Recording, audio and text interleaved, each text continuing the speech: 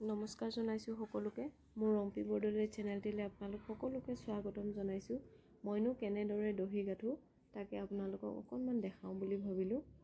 যদি আপোনালোকে গাঠো বুলি ভাবে তেতিয়া হলে এই ডিজাইনটো গাঠিব পাৰে মই এটা সাইডে গাঠি লৈ আনটো সাইডে গাঠো আপোনালোককো দেখাও বলক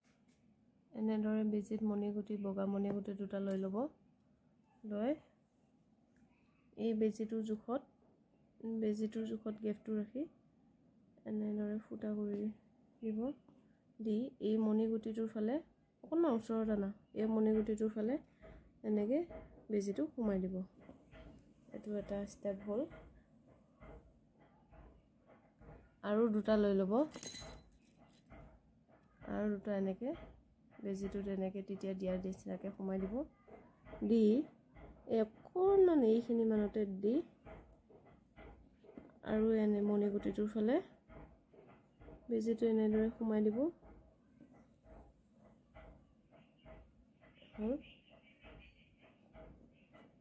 এটো ইফাল দেখো ফুটাটো আপোনালোকে অকনমান নিজৰ জোখত ৰাখি এনেদৰে এনেকৈ গাঠি দি এনেদৰে অকনমান নিজৰ জোখত দীঘলকে গাঠিটো মাৰিব পৰা জোখত ৰাখি দিব ৰাখি দি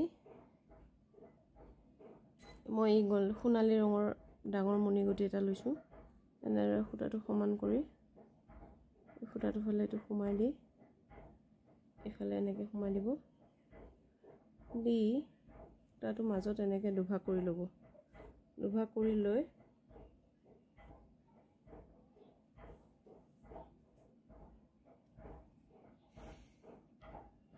দি দিব আপোনালোকে যেনেদৰে গাঠিব পাৰে মই হালধীয়া ৰংটো মাজত দিছো ধৰিব পাৰিছে চাগে এনেদৰে গাঠিটো দি দিব গাঠিটো দি অকনমান যদি ছুটি হয় টানি ল'ব আৰু এটা গাঠি দি দিব এনেদৰে গাঠিটো দিয়াৰ পিছত দুইটা মোৰ এনেকৈ ধৰি ফুটাটো ওপৰৰ ফালে দি দেখিছেনে এনেদৰে গাঠিটো দি দিব আৰু এটা এনেদৰে গাঠিটো টাইটকে কৰি তিনটা গাঠি দিলে হৈ যাব তাৰ পিছৰ গাঠিটো এনেকৈ ওপৰত দি দিব